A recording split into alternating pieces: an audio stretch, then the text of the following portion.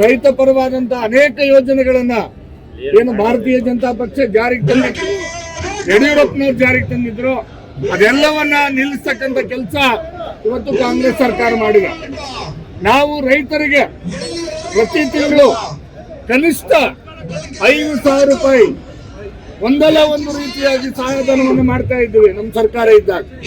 ಅದು ಪ್ರಧಾನಮಂತ್ರಿ ಕಿಸಾನ್ ಸನ್ಮಾನ್ ಯೋಜನೆ ಮುಖಾಂತರ ಪ್ರತಿ ವರ್ಷ 4,000 ರೂಪಾಯಿ ಇರಬಹುದು ಮತ್ತು ಪ್ರತಿಯೊಬ್ಬ ರೈತ ಕುಟುಂಬಗಳಿಗೆ ಸುಮಾರು 36 ಲಕ್ಷ ರೈತ ಕುಟುಂಬಗಳಿಗೆ ಪ್ರತಿ ತಿಂಗಳು 3,500ರಿಂದ 4,000 ರೂಪಾಯಿ ನೇರವಾಗಿ ಪ್ರತಿ ಲೀಟರ್ಗೆ 5 ರೂಪಾಯಿದಂತೆ ಪ್ರೋತ್ಸಾಹಧನವನ್ನು ಕೊಡ್ತಕ್ಕಂಥ ಯೋಜನೆ ಇರಬಹುದು.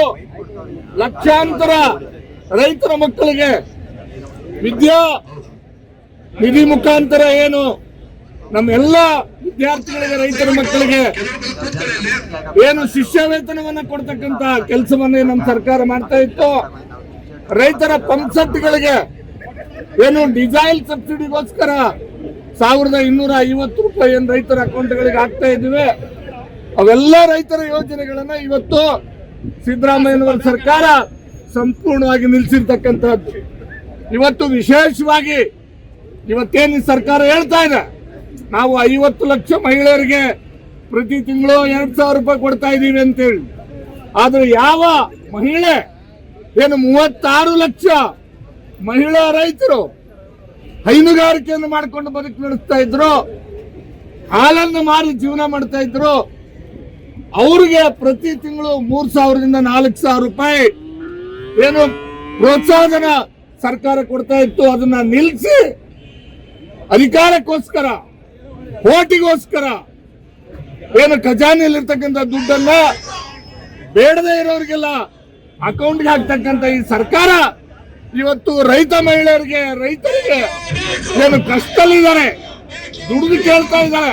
ಅವರು ಹಾಲು ಕೊಟ್ಟು ಪ್ರೋತ್ಸಾಹನ ಕೇಳ್ತಾ ಇದ್ದಾರೆ, ವಿಷ ಕೊಟ್ಟು ಕೇಳ್ತಾ ಇಲ್ಲ. ಸಿದ್ದರಾಮಯ್ಯನವರೇ, ಯಾವ ರೈತರು ಜನಕ್ಕೆ, ಮಕ್ಕಳಿಗೆ, ನಿಮಗೆ, ನಿಮ್ಮ ಕುಟುಂಬಗಳಿಗೆ ಹಾಲು ಕೊಡ್ತಕ್ಕಂಥ ಕೆಲಸ ಮಾಡ್ತಾ ಇದ್ದಾರೆ, ಅವರಿಗೆ ನೀವು ವಿಷ ಕೊಡ್ತಕ್ಕಂಥ ಕೆಲಸ ಮಾಡ್ತಾ ಇದ್ದೀರಿ.